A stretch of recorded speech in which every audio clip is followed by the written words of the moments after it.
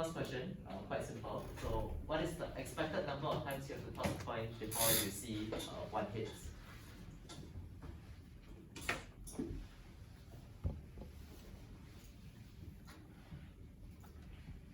And in this case, most of you got correctly that the answer here is 2. So to see why this is 2, we'll try and see to like a more rigorous standpoint why this is 2.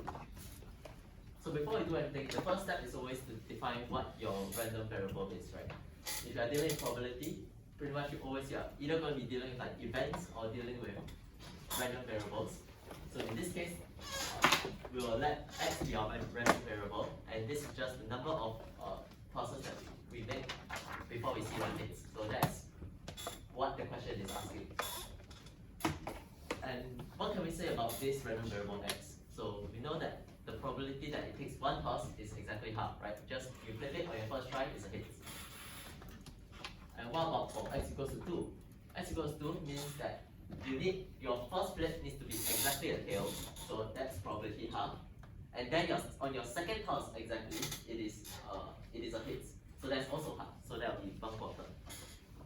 And in general, basically the probability that your x equals to k is just that all the way up until your last flip, it has always been tails all the way, and then your last flip is hits. So it's half to the k minus 1 times half, so it's basically just half to the k. And so on and so forth. So for this random variable, there's actually like, you can see that there's actually no limit to how large x can be, just that as x gets larger and larger, the probability gets smaller and smaller. So now we want to talk about what is the expected value of x.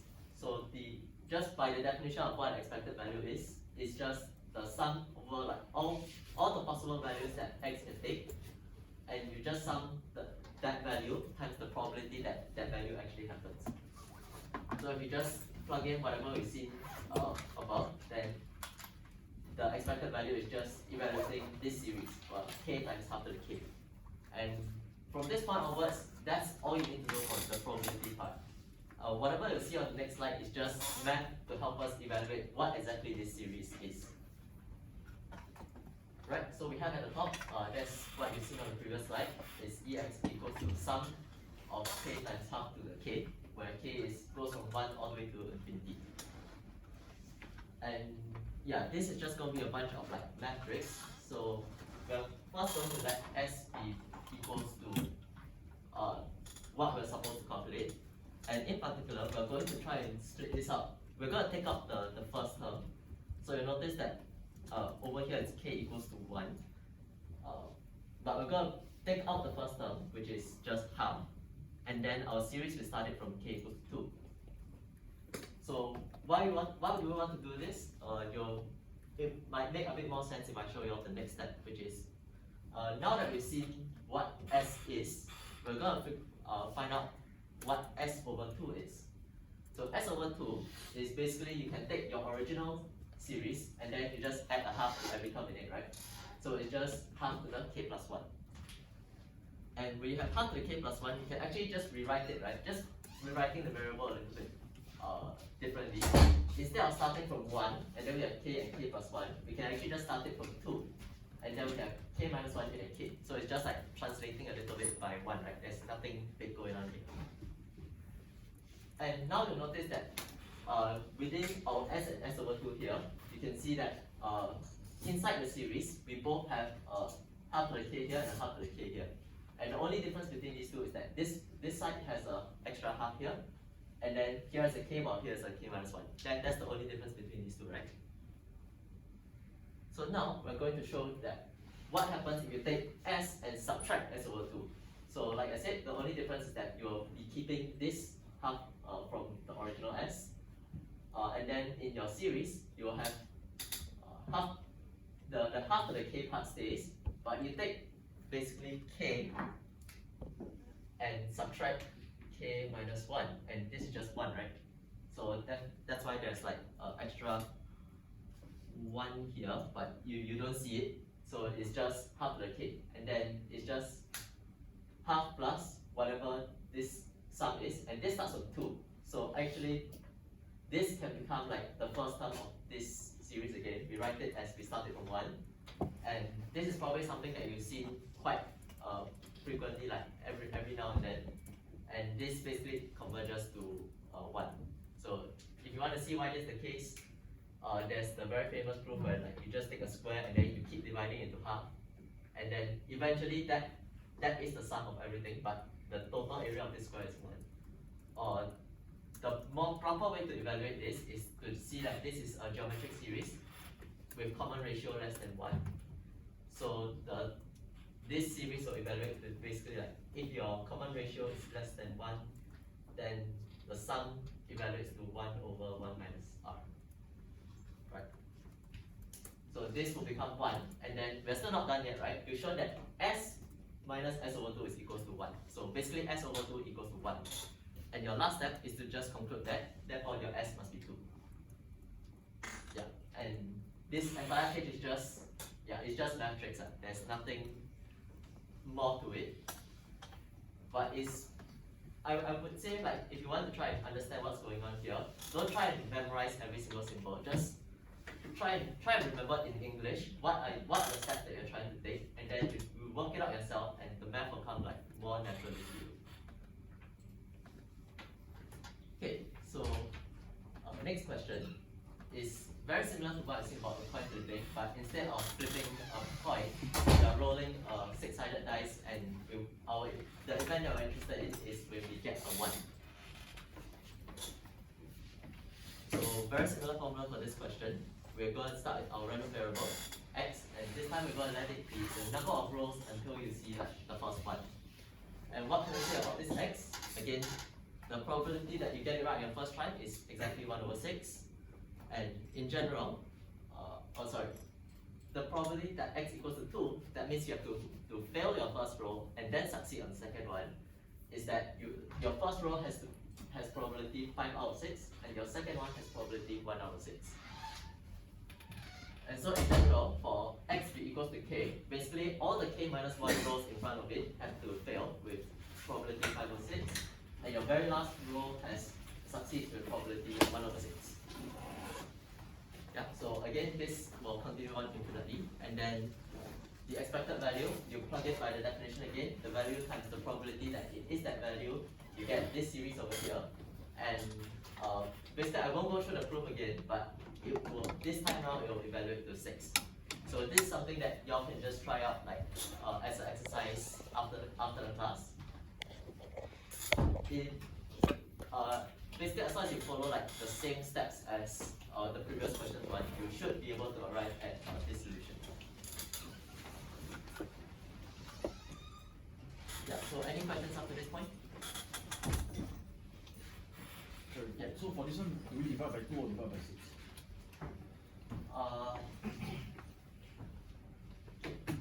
I believe what you need to find here is actually you have your s equals to something, and then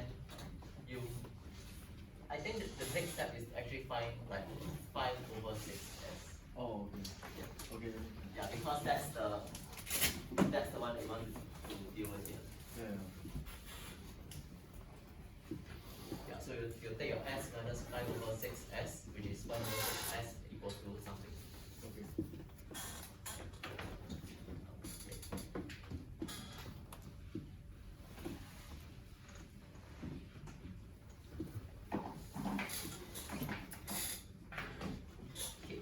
So what we've seen so far is basically what we call Bernoulli trials, right? When you have a certain probability and the event is either success or failure. So usually we define the probability of success as p, and then the probability of failure is just 1 minus p.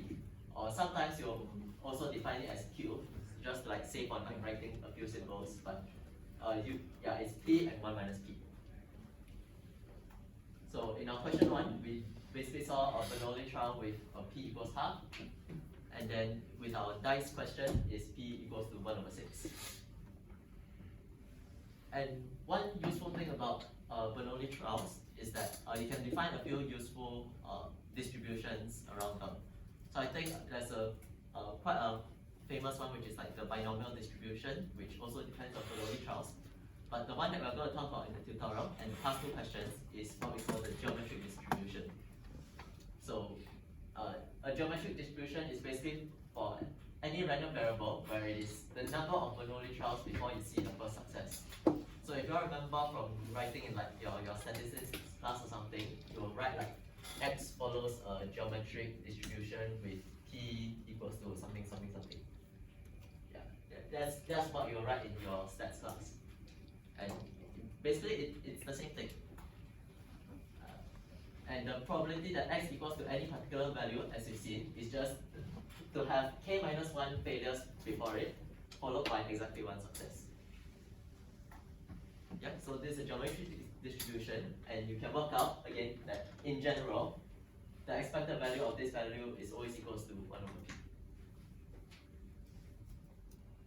Okay, and that's it for the geometric distribution. So we'll move on to question 3 over here.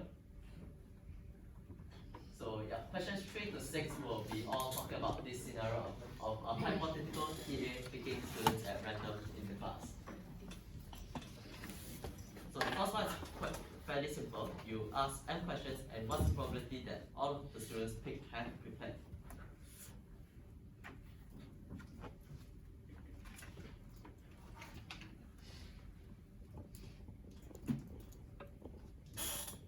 Okay, and for this question, I think there are sort of like two popular answers here. So to see how to tackle this question, first you will want to see like what is the probability that you are dealing with exactly. So you can see that there are k students that have not prepared out of n students. So first of all, let's simplify the problem a bit, right? Let's suppose m is equals to 1. So what is the probability that if you ask one question that the student you pick has prepared? So we know that there are k over n students that have not prepared. So the probability that you have prepared something is just the complement of that. So it's 1 minus k over n. So this is probability of one student prepared. Is this. Then the question becomes, what is the probability that you ask n questions and every single time that the student is prepared?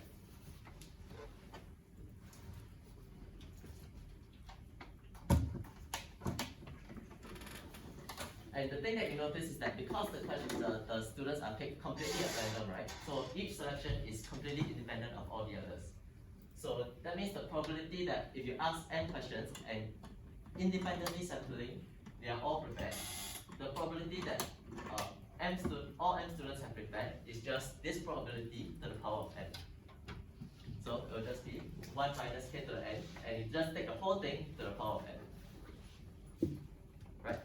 So I think there's another question which is, there's another like common answer given by you all, which is 1 minus k to the n, but you take this thing to the power of n.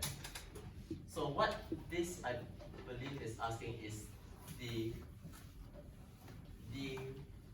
this is the probability that at least one student has prepared, right? Because this is the event that this is the probability that all students have not prepared.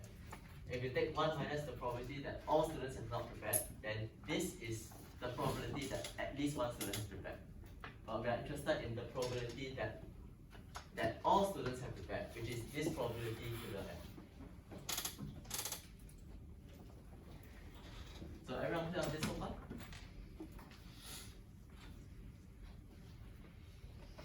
Yeah, so you'll notice that if you have basically like 1 minus something, like some constant over n, this is generally as your n approaches like something very large, you'll see that this probability approaches 1, right? So this is actually what we call like with high probability. Like you can search this up on Wikipedia, it's a real term in computer science. With high probability just means that the probability of something approaches 1 as your n grows to infinity.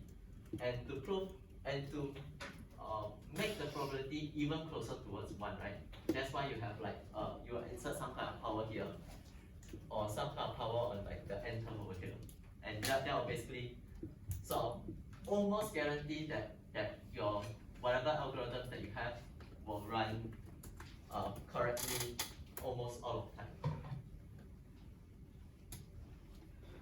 Yeah, so I think the previous TA, like he talked about his experience in CS5330, and I'm not quite sure what he does in that mod because I didn't take it, but I am taking another 5K mod which is CS5234, and there's also a lot of randomized algorithms involved. So I think it's pretty cool stuff. Yeah. Is it a requirement to do level 5K for CS? Requirement? No. Oh, okay. Yeah.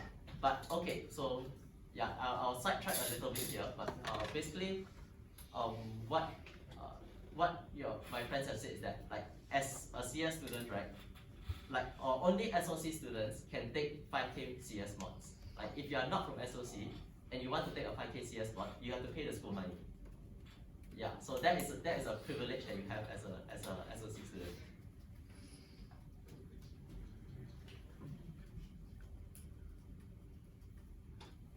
Okay, so on to our next question here. So now we have a class, say we have a class of n students, and k have not prepared. And now we want to find what is the expected number of questions before you pick a student who has not prepared. So this is quite similar to what we have seen in our first two questions, right? Actually, this is just a Bernoulli trial dealing with geometric distribution.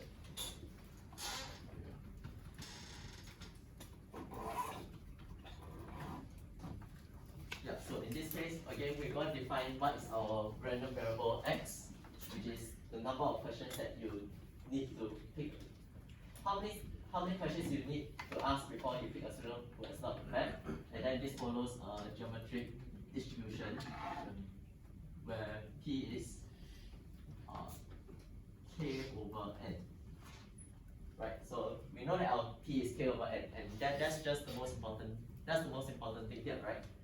Then we also know that the expected value of x when you have a geometric distribution is just 1 over p. So it's just n over k. And that's it for this question. Yeah. So again, we have Bernoulli trials. Your probability of success p is k over n, and therefore the expected number is just 1 over p, which is n over k.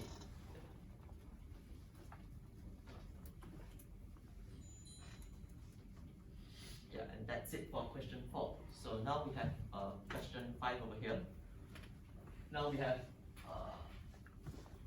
this one will be a little bit more challenging on the mathematical side again. So now we want to ask questions. We want to pick students at random until every student has been picked at least once. Oh, there's a timer. The occupier group thing.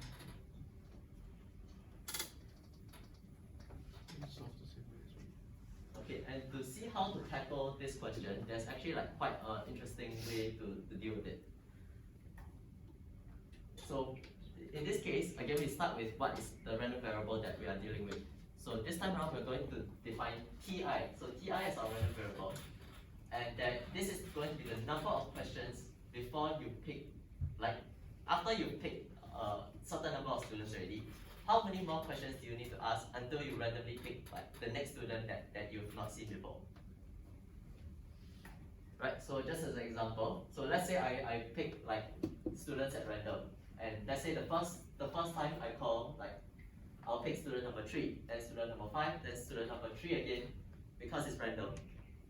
Then 7, then 8, and 5, and so on. So in the very first case, your T1 will always be 1 because no matter who I pick is going to be someone new. Then my second case, I ask one more question and it's not a duplicate. So again, I only need to ask one question to find another student. For the next case, actually I call student 3, and student 3 is a duplicate. So I need to ask one more question to find a new student. So this, in this case, the random variable's value is 2 because I have to ask 2 questions to find the next student. And then the next step, I'm lucky and I call some another number that is not a dupe, like not a duplicate, and then the next case is going to be a bit more unfortunate because now I randomly select and I keep getting like students that I've seen before. So 5 I've seen before, 3 I've seen before, 5 I've seen before, and I need to take 4 questions before I can find another new student. So that's just a brief example of how our TI works. So one thing I want to point out is that basically like TI means that I have my random variables of like T1 and T2 and T3, and all of these represent different random variables, okay? So these are all like different things. Because as you can see that like for T1 is always going to be 1, like no matter how. And then T2 is also going to be based on how many students I've already picked thus far. And T3 is also going to depend, it's going to depend on the fact that I've already picked 2 students. So you'll see that the probability from here will like start as,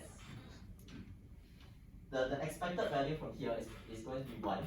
And then as you go further down, this is probably going to get like larger and larger, right? Because the probability that I succeed gets lesser and lesser.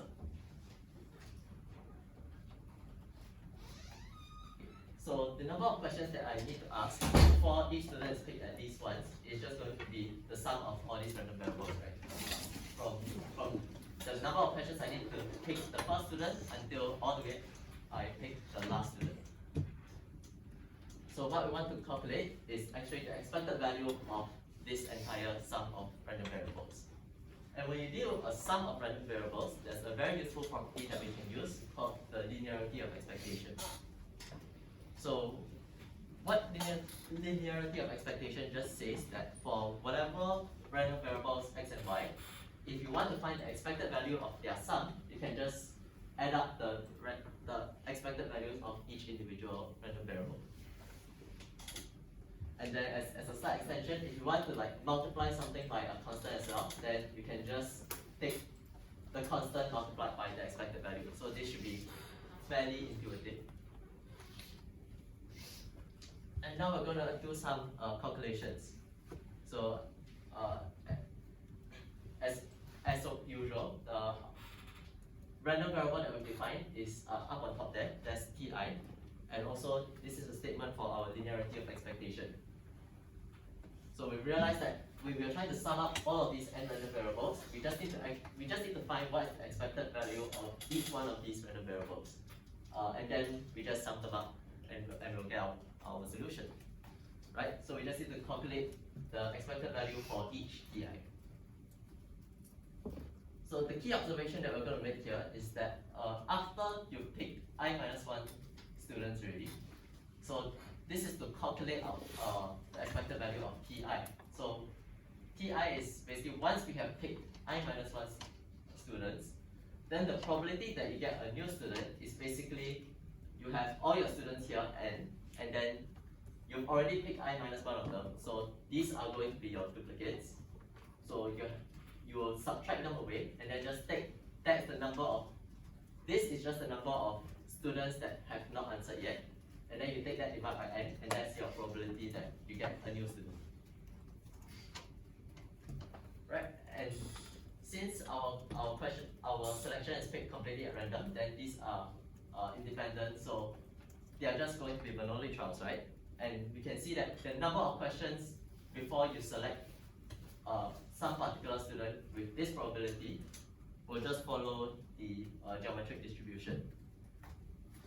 So the expected value is just the number of trials before you see one success, which is just 1 over p. And this is our p, so it's just n over n minus I minus 1. Or if you want to write it another way, it's just n over n minus I plus 1. Yeah. Whichever you think is more convenient for you. Okay, so now again we're going to put this at the top. And then we're going to try and evaluate, like summing up all of these for all the different i's. So like I mentioned, for T1 is n over n, so it's just probably like the expected value is just going to be 1. Then for T2 is n over n minus 1, then n over n minus 2 plus blah blah blah all the way until n over n minus 1, or this is just n over 1. So this is just n.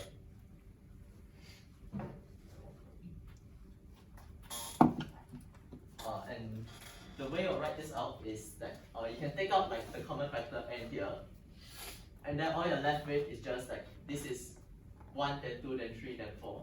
Or no, 1, then 1 over 2, 1 over 3, 1 over 4, all the way until 1 over n, right?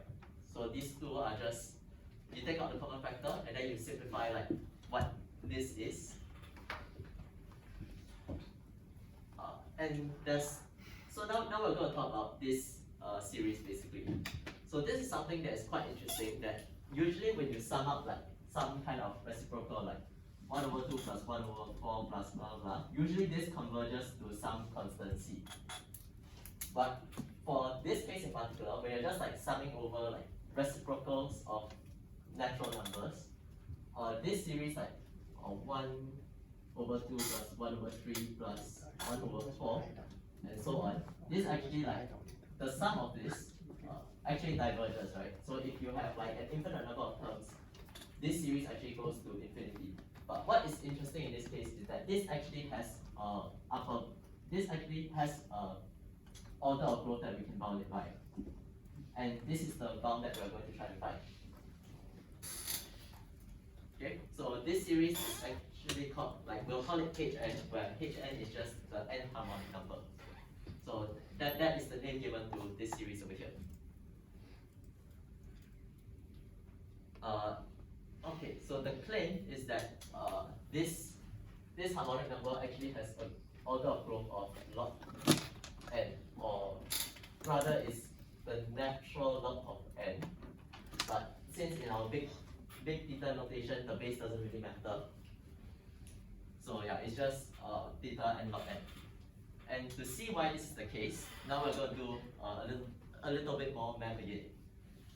So up here we have our n harmonic number, which is the sum of 1 plus 1 over 2, 1 over 3, 1 over 4, all the way until 1 over n. And first we're going to try and upper bound this series. So this, if you just compare term by term, right, you can see that like if you take one third is going to be less than half, and 1/5 is going to be less than quarter, 1/6 is going to be less than quarter, 1/7 is going to be less than quarter. And you notice that basically if you compare each term, right, every term is less than or equals to whatever is on the second line, right? This is always true for every term in this series.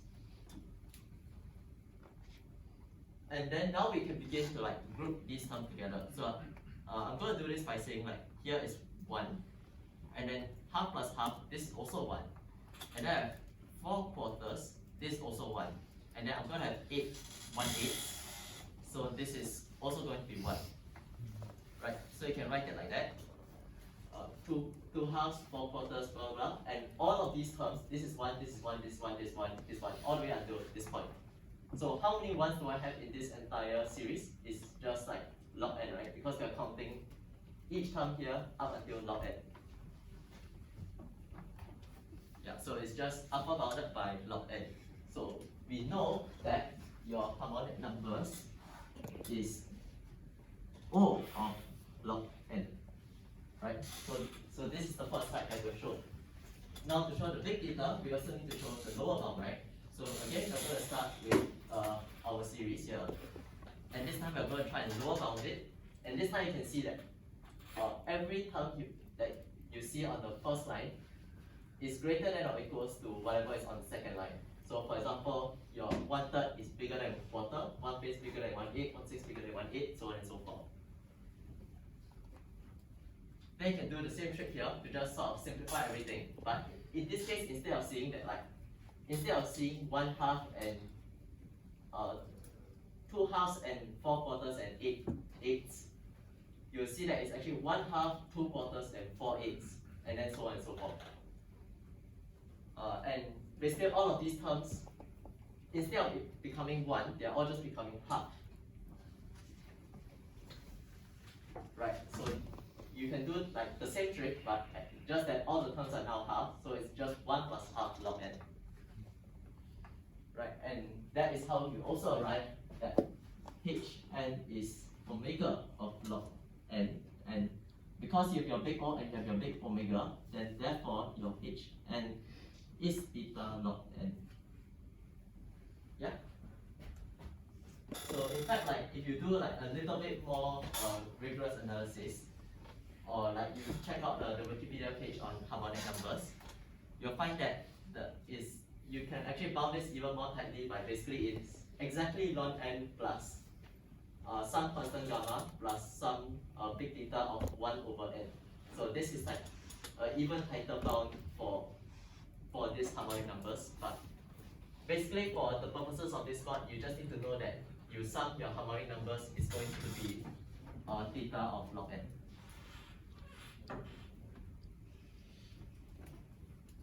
Okay, so just another like brief sidetrack is that basically what we've seen in this question is equivalent to what we call the coupon collector problem. So for those of you that like play gacha games, this is probably the kind of problem that is interesting to you because it basically describes the number of pulls, the number of duplicates that you can expect to receive before you complete a full set of whatever collection you're trying to get. Right? So yeah, this is the expected number of coupons that you have to get before you obtain at least one of every type of coupon. Yeah. Okay, then with that out of the way, any questions so far? If not, then we can move on to our last question here. So our last question here is sort of like putting everything that we've seen together. So now we want to pick, we are still going to pick students completely at random, but instead of trying to pick, instead of trying to go until we pick all the students, we just want to pick until at least Q students that we are interested in picking students who have not prepared, and even furthermore, we want to pick just at least Q students that have not prepared. So we don't need to pick until all K are not, until all K unprepared students are done. We just want to stop at Q here. So in this case, what is the expected number of questions that we have to ask? Okay, so this time around we're going to formulate, as always, our random variable, but this time we're going to define it as the number of unprepared students that are being picked, right? So because that is what we're interested in the question over here. Okay, so this time around we'll take a look at what our probabilities here are. So you see that there are K unprepared students to begin with, right? So there are, at first you're going to start with basically the probability of picking an unprepared student is K over n. And this is when you've not picked anyone yet. And so if you've already picked I minus 1 unprepared students, then you will have I minus 1 here. Yeah, and so this becomes your probability for each of the TIs.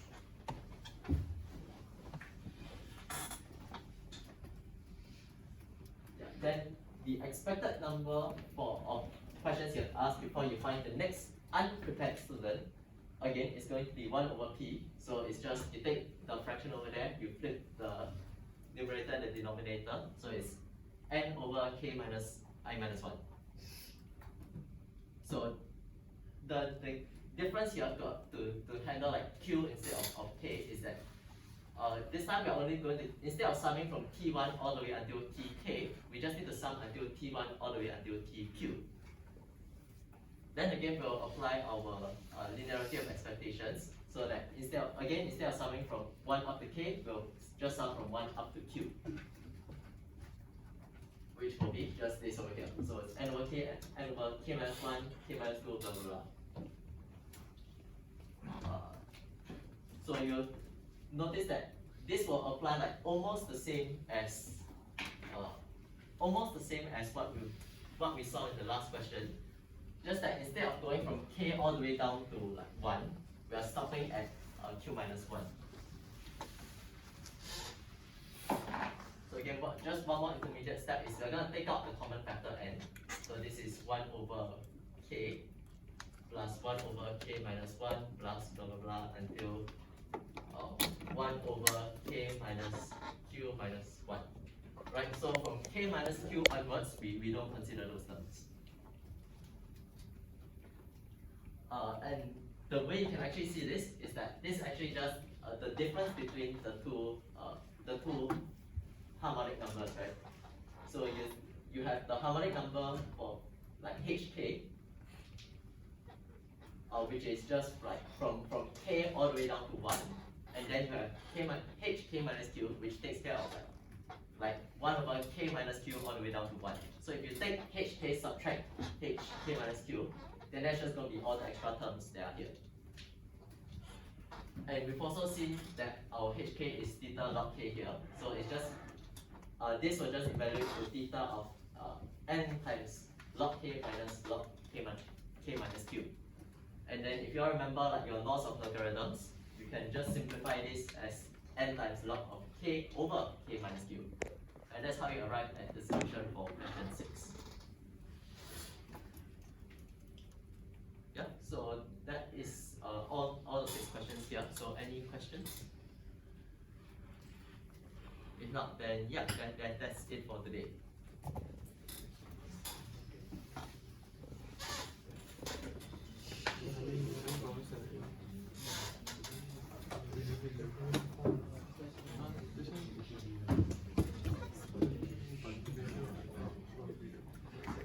Have you eaten your lunch?